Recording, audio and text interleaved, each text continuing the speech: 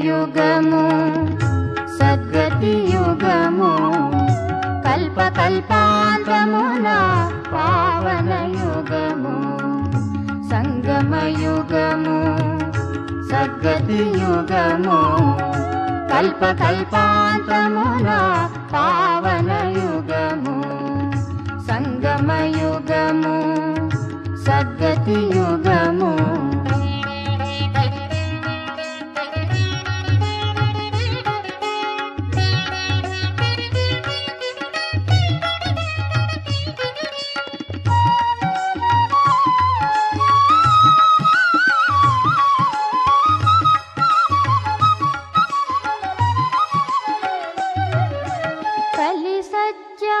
యుగముల మధ్యన మధువనములో మహాజ్యోతి వెలిగి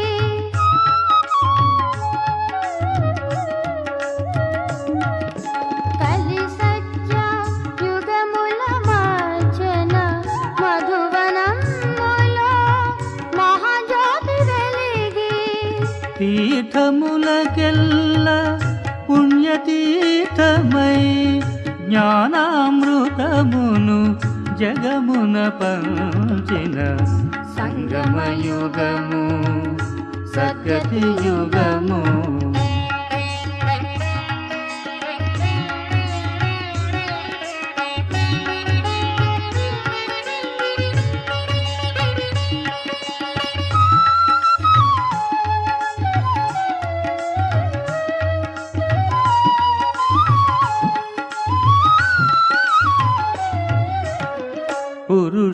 పురుషోత్తమునిగా బ్రహ్మను చేసి రాజయోగము నేర్పిన యుగము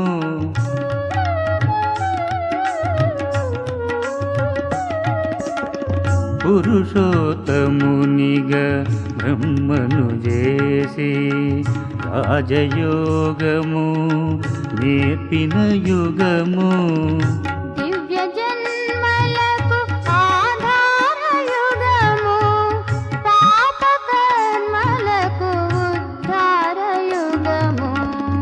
సంగమ యుగము సద్గతి యుగము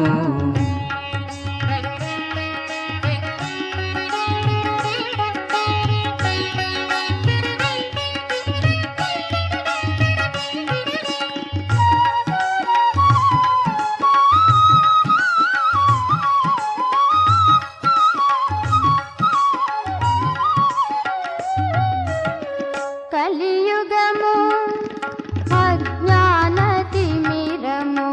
సంగమయుగము దివ్య తేజము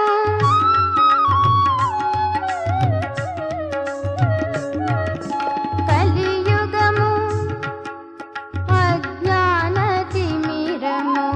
సంగమయుగము దివ్య తేజము ఆత్మ పరమాత్మల మధురానుభూతులు సద్గురు తండ్రి పాలించిన యుగము సంగమ యుగము సద్గతి యుగము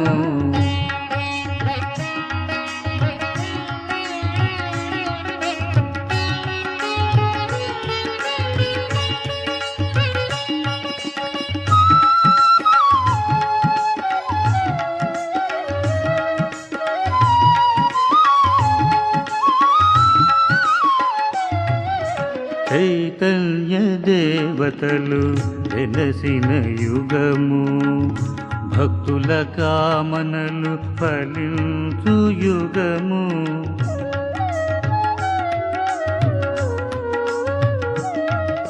చైతన్య దేవతలు వెలసిన యుగము భక్తుల కామనలు ఫలించు యుగము ముక్తి జీవన్ ముక్తి సమకూరు యుగము సంబరాల పరవాల సంగమ యుగము సంగమ యుగము సద్గతి యుగము కల్పకల్పాంతమున పావన యుగము సంగమ యుగము సద్గతి యుగము కల్పకల్పాంతమున పావన యుగము సంగమ యుగము సద్గతి యుగము. ఓం శాంతి. మధురమైన పిల్లలు, ఆత్మ మరియు పరమాత్మ మిలనమే సత్యమైన సంగమం లేక కుంభము అంటారు. ఈ మిలనం ద్వారానే మీరు పావనంగా అవుతారు. ఇందుకు స్మృతి చిహ్నంగా వారు మేళా జరుపుతారు. ప్రశ్న: పిల్లలు, మీకు ఏ విషయంలో చాలా వివేకం అవసరం? జవాబు: జ్ఞానంలో సున్నితంగా ఉండే విషయాలను అర్థం చేసుకునేందుకు చాలా వివేకం ఉండాలి. జ్ఞాన మార్గము మరియు భక్తి మార్గము యుక్తితో రుజువు చేయాలి. ఎలాగైతే ఎలుక మొదట ఊది ఆ తర్వాత కొరుకుతుందో అలా సర్వీస్ కోసం యుక్తులను రచించాలి. కుంభమేళాలో ప్రదర్శని ఏర్పాటు చేసి అనేక ఆత్మల కళ్యాణం చేయాలి. పతితుల నుండి పావనంగా అయ్యే యుక్తిని తెలియచేయాలి. పాట: ఈ పాప ప్రపంచం నుండి దూరంగా తీసుకువెళ్ళు. ఓం శాంతి. తండ్రి కూర్చొని పిల్లలకు అర్థం చేయిస్తున్నారు. పాప ప్రపంచమనే కలియుగము పతిత భ్రష్టాచారి ప్రపంచము అంటారు. పుణ్య ప్రపంచము సత్యయుగి పావన శ్రేష్టాచారి ప్రపంచానికి అంటారు. పరమాత్మ వచ్చి పుణ్యాత్ముల ప్రపంచాన్ని, పవిత్ర ఆత్మల ప్రపంచాన్ని లేక పుణ్య ప్రపంచాన్ని తయారు చేస్తారు. పతిత పావనుడు తండ్రిని మనుషులు పిలుస్తారు. ఎందుకంటే వారు స్వయం పావనంగా లేరు. పతిత పావని గంగా లేక త్రివేణి అని ఒకవేళ భావించినట్లయితే ఇక ఓ పతిత పావన రండి అని పిలవడం ఎందుకు? గంగా లేక త్రివేణి ఇక్కడే కదా ఉండేది. అవి ఉన్నా పిలుస్తూ ఉన్నారు అంటే బుద్ధి పరమాత్మ వైపుకు వెళ్తుంది. పరంపిత పరమాత్మ ఎవరైతే జ్ఞానసాగర్లో వారు రావాలి. కేవలం ఆత్మ కాదు, పవిత్ర జీవాత్మ అని పిలుస్తారు. ఇప్పుడు పావన జీవాత్మలైతే ఎవ్వరూ లేరు. పతిత పావనులైన తండ్రి ఎప్పుడు వస్తారంటే సత్యయుగ పావన ప్రపంచాన్ని స్థాపన చేయవలసి ఉన్నప్పుడు. కలియుగ ప్రపంచాన్ని వినాశనం చేయవలసి ఉన్నప్పుడు తప్పకుండా సంగమయుగంలోనే వస్తారు. సంగమయుగాన్నే కుంభము అని కూడా అంటారు. త్రివేణి సంగమం ఉంది, దాని పేరు కుంభము అని ఉంచేసినారు. 3 నదులు పరస్పరం అక్కడ కలుస్తాయని అంటారు. వాస్తవానికి ఉండేది 2 నదులే. 3వ నదిని గుప్తము అని అంటారు. మరి ఈ కుంభమేళాలో పతితుల నుండి పావనంగా అవుతారా? పతిత పావనుడైతే తప్పకుండా రావాలి. వారు జ్ఞానసాగరుడు. పతిత ప్రపంచాన్ని పావనంగా చేయడం, కలియుగాన్ని సత్యయుగంగా చేయడం పరంపిత పరమాత్మ కర్తవ్యము. ఏ మనుషులది కాదు. ఇక్కడ ఉండేదంతా గుడ్డి నమ్మకమే. ఇప్పుడు అందులకు కర్ర కావాలి. మీరు ఇప్పుడు కర్రగా నెంబర్ వారు పురుషార్థానుసారంగా అయ్యారు. లాఠీలు కూడా రకరకాలుగా ఉంటాయి. కొన్ని లాఠీలు 100 రూపాయలు విలువ చేస్తే మరికొన్ని 2 రూపాయలకే లభిస్తాయి. ఇక్కడ కూడా అందరూ నెంబర్ వారుగా ఉన్నారు. కొందరైతే చాలా సర్వీస్ యోగ్యులుగా ఉన్నారు. రోగిగా అయినప్పుడు సర్జన్ని పిలవవలసి వస్తుంది. ఇప్పుడు ఇది పతిత ప్రపంచము. మీరు పావనంగా అవుతూ ఉన్నారు. ఆత్మ పరమాత్మలు చాలా కాలం నుండి వేరుగా ఉంటారు అని అంటారు. పరంపిత పరమాత్మ అనేక ఆత్మల మధ్యలో వస్తారు. దానిని సంగమయుగమని కుంభమేళా అని అంటారు. మనుషులు కుంభమేళాలో చాలా దాన ధర్మాలు చేస్తారు. అందులో సాధువులు సన్యాసులకు మరియు ప్రభుత్వానికి కూడా సంపాదన జరుగుతుంది. ఇక్కడ మీరు తనువు మనస్సు ధనముల సహితంగా సర్వస్వాన్ని పతిత పావనుడైన తండ్రికి దానం చేయవలసి వస్తుంది. భవిష్యత్తులో మనల్ని స్వర్గానికి అధిపతులుగా చేస్తారు. వారు త్రివేణి పేరుని తీసుకొని సాధువులు సన్యాసీలు దానం చేస్తారు. వాస్తవానికి సంగమం అని నదులు సాగరంలో కలిసే స్థానాన్ని అంటారు. అక్కడ సాగరం అయితే లేనే లేదు. ఇక్కడైతే నదులు పరస్పరంలో కలుస్తాయి. నదులు మరియు సాగరంల మిలనాన్నే సత్యసత్యమైన మేళ అని అంటారు. కానీ ఇది కూడా డ్రామాలో నిశ్చయమైంది. ఇందులో ప్రభుత్వానికి కూడా రైలు, మోటార్ బండ్లు, భూమి మొదలైన వాటి నుండి చాలా సంపాదన దొరుకుతుంది. కనుక ఇది సంపాదన మేళా అవుతుంది. ఈ విషయాలు పిల్లలైన మీరే నిర్ణయం చేయగలరు. ఎందుకంటే మీరు ఈశ్వరీయ మతాన్ని అనుసరిస్తూ ఉన్నారు. కనుక కుంభమేళా అర్థాన్ని తెలిపించాలి. బాబా ఇటువంటి వ్యాసాన్ని ఇస్తారు.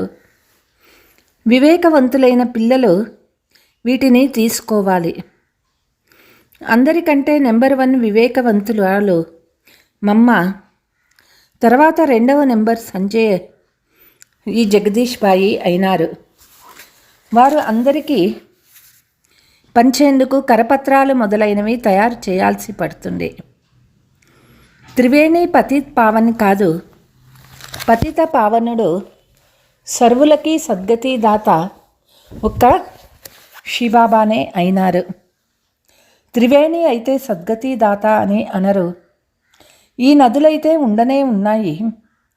అవి వచ్చే విషయమే లేదు. పతిత పావన రండి వచ్చి పావనంగా చేయండి అని పాడతారు. కాబట్టి కరపత్రాలను తయారు చేయాలి.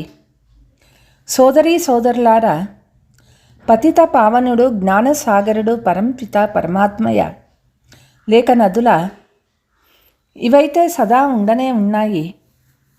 పరమాత్మ అయితే రమ్మని పిలుస్తారు. వాస్తవానికి పతిత పావనుడు ఒక్క పరమాత్మనే అయినారు. ఆత్మ పరమాత్మ చాలా కాలం నుండి వేరుగా ఉన్నారు. సద్గురువే వచ్చి అందరికీ వాస్తవానికి జ్ఞాన స్నానమైతే పరంపిత పరమాత్మతోనే చేయాలి. పావన ప్రపంచ స్థాపన పరంపిత పరమాత్మ చేయిస్తారు. మీరు వారిని గురించి తెలియదు. భారతదేశం భ్రష్టాచారిగా ఉన్నప్పుడు దేహీ అభిమాని దేవతలు ఉండేవారు. దానిని శివాలయము అని అనేవారు. ఇప్పుడు కుంభమేళాకు వెళ్ళి అందరికీ అర్థం చేయించేందుకు ప్రదర్శని ఏర్పాటు చేసి తెలిపించాలి. పతిత పావనుడు ఒక్క తండ్రియే అని అర్థం చేయించాలి. చెప్తూ ఉన్నారు, పతితుల్ని పావనంగా చేయవలసి వచ్చినప్పుడు నేను వస్తాను. అందువల్లే ప్రతిజ్ఞ చేయవలసి ఉంటుంది. రక్షాబంధనము అనంటే భగవంతునితో సంబంధం ఉంచుకోవటం, అంతేకాని సాధువులు సన్యాసీలతో కాదు. ప్రతిజ్ఞ పరంపిత పరమాత్మతోనే చేయడం జరుగుతుంది, త్రివేణితో కాదు. ఓ బాబా, మేం మీ శ్రీమతంపై ద్వారా పావనంగా అవుతామని ప్రతిజ్ఞ చేస్తాము. తండ్రి కూడా చెప్తూ ఉన్నారు, బాబా మనల్ని పావన ప్రపంచానికి అధిపతులుగా చేస్తారు. బాబా ఇచ్చే సూచన, ఇందులో సేవ చేసేవారు చాలా తెలివైన వారుగా ఉండాలి. చిత్రాలు కూడా చాలా తయారు చేయవలసి ఉంటుంది. దీని కొరకు మంచి మండపాన్ని తీసుకోవలసి పడుతుంది. అక్కడ మీకు చాలామంది శత్రువులు కూడా వస్తారు. ఒకానొక సమయంలో నిప్పు అంటించే కూడా వెనకాడరు. ఎవరైతే కొట్లాడాలనుకుంటే తిట్లు తిట్టడం ప్రారంభిస్తారు. మీరైతే నిరహంకారులుగా అయ్యి సైలెన్స్గా ఉండాలి. బ్రహ్మకుమారీలైతే ప్రసిద్ధిగాంచి ఉన్నారు. కరపత్రాలు మొదలైనవి తప్పకుండా పంచాలి. కుంభమేళాలో విశేషమైన మహత్వం ఉంచుతారు. వాస్తవానికి మహత్వం ఇప్పటిదే, అది కూడా డ్రామా ఆట. అక్కడి నుండి కూడా ఎవరికైనా కళ్యాణం జరగగలదు. కానీ శ్రమ చేయాలి. ముళ్ళని పువ్వులుగా తయారు చేయడంలో శ్రమ ఉంటుంది. కుంభమేళాలో ప్రదర్శని ఏర్పాటు చేసుకేందుకు కూడా ధైర్యం ఉండాలి. విఘ్నాలు కలగకుండా పరిచయస్తులు కూడా ఉండాలి. పతిత పావనుడు ఎవరో మీరు రుజువు చేయాలి. మనుషులు పావన ప్రపంచాన్ని, స్వర్గాన్ని తలుచుకుంటారు. ఎవరైనా మరణిస్తే ఫలానా వారు స్వర్గస్థులైనారు అంటారు. అక్కడ చాలా సంపద వైభవాలు ఉంటాయి. మరి అక్కడి నుండి ఇక్కడికి పిలిచి ఎందుకు తినిపిస్తారు? శ్రీనాథ్ మందిరంలో ఎన్ని పదార్థాలు తయారవుతాయో చూస్తారు. ఇప్పుడు శ్రీనాథ్పురి మరియు జగన్నాథ్పురి వాస్తవంలో ఒకరే.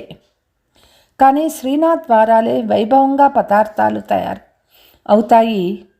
జగన్నాథ్పురిలో కేవలం అన్నం మాత్రమే భోగంగా పెడతారు. నెయ్యి కూడా ఉండవు. పవిత్రంగా ఉండేవారు కనుక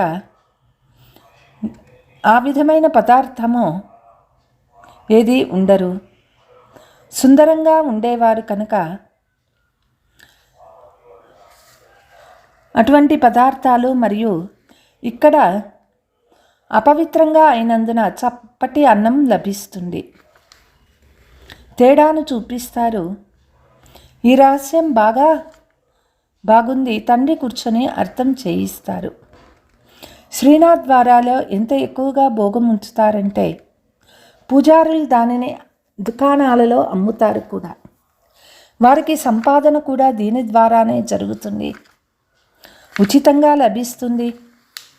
దాని ద్వారా సంపాదిస్తారు. ఎంత మూఢనమ్మకాలు గమనించండి. ఇది భక్తి మార్గము. జ్ఞాన మార్గము సద్గతినిచ్చేది. గంగా స్నానం ద్వారా సద్గతి కలగదు. చాలా యుక్తితో అర్థం ఎలుక ఎలా అయితే మొదట చల్లని గాలి ఊది తర్వాత కొరుకుతుందో అలా అర్థం చేయించాలి. అర్థం చేసుకునే ఇతరులకు అర్థం చేయించేందుకు కూడా చాలా వివేకం ఉండాలి. ఇవి చాలా నాజూకైన విషయాలు. హే పరంపిత పరమాత్మ, మీ గతిమతి మీకే తెలుసు అని మనుషులు అంటారు. దీని అర్థం ఏమిటో తెలియదు. శ్రీమతం ద్వారా ఏ సద్గతి లభిస్తుందో దానిని మీరే ఇప్పించగలరు. ఇంకెవ్వరూ ఇప్పించలేరు. సర్వుల సద్గతి దాత ఒక్కరే. సర్వ అనే పదం తప్పకుండా ఉపయోగించాలి. చాలా అర్థం చేయించబడుతుంది.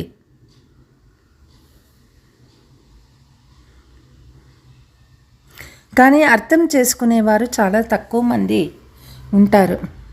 ప్రజలైతే ఎక్కువ మంది తయారవుతారు. మనుషులు కుదా అని పేరు పైన అనేక దాన పుణ్యాలు చేస్తారు. అందుకు ప్రతిఫలంగా ఒక జన్మ ఫలం లభిస్తుంది. ఇక్కడైతే 21 జన్మల ఫలం లభిస్తుంది. ఈశ్వరార్థం దానం చేయడం ద్వారా శక్తి లభిస్తుంది. వీరు ఈశ్వరుణ్ణే తెలుసుకోలేదంటే ఇక శక్తి ఎక్కడ నుండి లభిస్తుంది? హిందువులకి గురువులు మఠాధిపతుల వాళ్ళైతే అనేక మంది ఉన్నారు. క్రైస్తవుల్ని చూడండి, ఒక్కరే ఉన్నారు. ఒక్కరికే ఎంత గౌరవాన్ని ఇస్తారు. ధర్మంలోనే శక్తి ఉంది అని అంటారు. అప్పుడు మీరు ధర్మాన్ని అర్థం చేసుకున్నారు కనుక ఎంతో శక్తి లభిస్తుంది. బాబా చెప్తూ ఉన్నారు, పిల్లలారా, అందరికీ వశీకరణ మంత్రాన్ని నేర్పించండి. పిల్లలకు తండ్రి చెప్తారు, ఎక్కడి నుంచి వచ్చారో దాన్ని స్మృతి చేసి అంతిమతి సోగతి అవుతుంది. తండ్రిని స్మృతి చేయడం ద్వారానే పావనంగా అవుతారు. పాపాలు పోతాయి. తండ్రిని మరియు వారసత్వాన్ని స్మృతి చేయాలి. దీని ద్వారా చక్రమంతా బుద్ధిలో వచ్చేస్తుంది. గృహస్థు వ్యవహారంలో ఉంటూ దేహ సంబంధాల నుండి బుద్ధిని తొలగించి తండ్రి జతలో జోడించే పురుషార్థం చేయాలి. అంతిమ సమయంలో వారే తండ్రిని గుర్తు చేసుకోవాలి. ఇంకెవరు గుర్తు వచ్చినా శిక్షలు అనుభవించవలసి ఉంటుంది. పదవి కూడా తగ్గిపోతుంది. కనుక వాస్తవంలో కుంభము అనే కల్పము యొక్క సంగమ సమయాన్నే అంటారు. అప్పుడు ఆత్మ మరియు పరమాత్మ కలుస్తారు. పరమాత్మనే వచ్చి రాజయోగాన్ని నేర్పిస్తారు. వారు పునర్జన్మ రహితులు, కానీ పిల్లలు కూడా అర్థం చేసుకోరు. శ్రీమతాన్ని అనుసరించకపోతే నావ ఎలా చేరుతుంది? నావ తీరానికి చేరడం అంటే రాజ్య పదవిని పొందడం. శ్రీమతం ద్వారానే రాజ్యం లభిస్తుంది. శ్రీమతంపై నడవకపోతే చివరికి సమాప్తమైపోతారు. ఎవరి దీపం వెలిగి ఉంటుందో ఆ ప్రేయసీలు మాత్రమే జతలో వస్తారు. ఎవరు జ్యోతి ఆరిపోయి ఉంటుందో వారు జతలో రారు. అనన్యమైన పిల్లలు మాత్రమే వస్తారు. మిగిలిన వారంతా వెనుక వస్తారు. అందరూ పవిత్రంగా అయితే అవుతారు. ఆత్మలన్నీ ఒకే విధమైన శక్తిని కలిగి ఉండజాలవు. ప్రతి ఆత్మ పాత్ర ఎవరిది వారిదే. ఒకే విధమైన పదవి లభించదు. అంతిమంలో అందరి పాత్ర స్పష్టం అవుతుంది. వృక్షం ఎంతో పెద్దది. ఎంతోమంది మనుషులున్నారు. ముఖ్యమైన పెద్ద పెద్ద కొమ్మలు, రెమ్మలు ఏవి ఉన్నాయో అవి కనిపిస్తాయి. ముఖ్యమైనది పునాది, మిగిలినవి తర్వాత వస్తాయి. వాటికి శక్తి తక్కువ ఉంటుంది. అందరూ స్వర్గంలోకి రాలేరు. భారతదేశం స్వర్గంగా ఉండేది. భారతదేశానికి బదులుగా జపాన్ ఖండం స్వర్గం అవుతుందని కాదు. అలా జరిగేందుకు వీలు లేదు. పిల్లలకు అర్థం చేయబడింది. ఇతర ధర్మస్థాపకులు ఎవ్వరూ సర్వుల కళ్యాణం చేయలేరు. వారు అందరినీ తీసుకువస్తారు. ఎవరైతే ముక్తులుగా చేసే మార్గాన్ని చూపిస్తారో వారికే మహిమ ఉన్నది. వారు భారతదేశంలోనే వస్తారు. కనుక భారతదేశం అన్నిటికంటే ఉన్నతమైన దేశము. భారతదేశానికి చాలా మహిమ చేయాలి. తండ్రే వచ్చి అందరికీ సద్గతి ఇస్తారు. అప్పుడే శాంతి ఏర్పడుతుంది. విశ్వంలో ఒకప్పుడు శాంతి ఉండేది. సృష్టి ఆదిలో స్వర్గంలో ఒకే ధర్మం ఉండేది. ఇప్పుడు అనేక ధర్మాలు ఉన్నాయి. తండ్రే వచ్చి శాంతి స్థాపన చేస్తారు. కల్పకృతం వలె స్థాపన చేశారు. పిల్లలు మీకు జ్ఞానం లభించింది కాబట్టి విచారసాగర మథనం నడుస్తుంది. ఇతరులు ఎవ్వరూ నడవరు. ఇది కూడా మీరు గ్రహిస్తారు. దేహాభిమానం కారణంగా దేహాలను పూజిస్తూ ఉంటారు. ఆత్మ తప్పకుండా ఇక్కడే పునర్జన్మలు తీసుకుంటుంది కదా. ఇప్పుడు మీరు అర్థం చేసుకున్నారు. పావన్ అయితే ఒక్కరే. తండ్రే గుప్త జ్ఞానాన్ని ఇస్తూ ఉన్నారు. దీని ద్వారా అందరికీ సద్గతి కలుగుతుంది. అంతేకాని హనుమంతుడు, గణేశుడు మొదలైన వారు ఎవ్వరూ ఉండరు. వీరందరినీ పూజారీలు అనే అంటారు. అచ్చా, मीठे मीठे सिकीलते बच्चों प्रति मात पिता बाप दादा का याद प्यार और गुड मॉर्निंग. रूहानी बाप की रूहानी बच्चों को नमस्ते. हम रूहानी बच्चों की रूहानी मात पिता बाप दादा को याद प्यार गुड मॉर्निंग నమస్తే నమస్తే. ధారణ: శిక్షల నుండి రక్షించేందుకు సర్వదేహ సంబంధాల నుండి బుద్ధి యోగాన్ని తొలగించి ఒక్క తండ్రితో జోడించాలి. అంతిమ సమయంలో తండ్రి తప్ప ఇంకెవ్వరూ గుర్తురారు. నిరహంకారులుగా ఈ శాంతిగా ఉంటూ ముళ్ళను పువ్వులుగా తయారు చేసే సేవ చేయాలి. శ్రీమతాన్ని అనుసరించి అందులకు చేతికరవ్వాలి. పావనంగా అయ్యి పావనంగా చేయాలి. వరదానము: ఎలాగైతే యథార్థమైన సంకల్పాల ద్వారా జమా ఖాతాను పెంచుకునే హోలీ హంస భవ. ఎలాగైతే హంస రాళ్లను రత్నాలను వేరు చేస్తుందో అలా మీరు హోలీ హంసలు అంటే సమర్థాన్ని వ్యర్థాన్ని పరిశీలించి గుర్తించేవారు. ఆ హంసలు ఎప్పుడూ రాళ్లను ఏరలేవు, వేరు చేసి ఉంచుతాయి, వదిలేస్తాయి, గ్రహించవు. హోలీ హంసలు మీరు వ్యర్థాన్ని వదిలేసి సమర్థ సంకల్పాలు ధారణ చేస్తారు. వ్యర్థం కూడా చాలా కాలం విన్నారు, మాట్లాడారు, చేశారు. ఆ కారణంగానే అన్నీ పోగొట్టుకున్నారు. ఇప్పుడు మీరు పోగొట్టుకునేవారు కాదు, జమ చేసుకునే వాళ్ళు అనిపించుకోవాలి. స్లోగన్: స్వయాన్ని ఈశ్వరీయ మర్యాదల యొక్క కంకణంలో బంధించుకుంటే సర్వ సంబంధాలు సమాప్తమైపోతాయి. అచ్చా.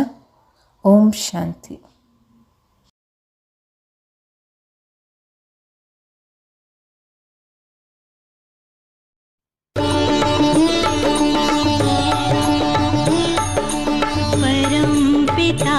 शिव परमात्मा, परम पिता शिव परमात्मा, गाए जन जन की आत्मा, गाए जन जन की आत्मा, परम पिता शिव परमात्मा, परम पिता शिव परमात्मा।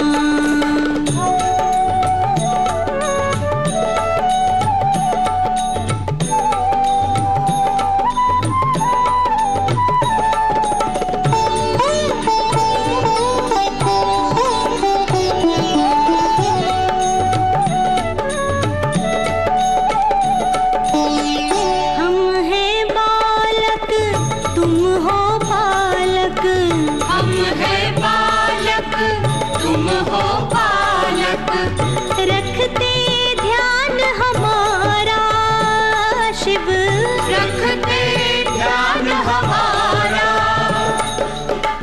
ममता भरा अनूप रूप है ज्योति स्वरूप तुम्हारा। हम करते हैं जब जब भूले, तुम करते हो सदा क्षमा।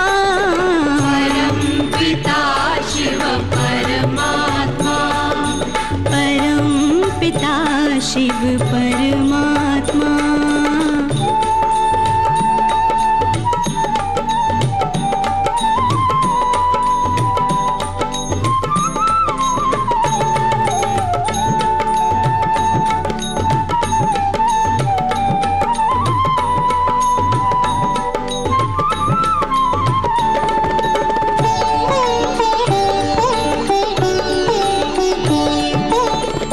युग युग से बिछड़े हैं बाबा, युग युग से बिछड़े हैं बाबा, प्यार करो अपना लो, प्यार करो अपना लो।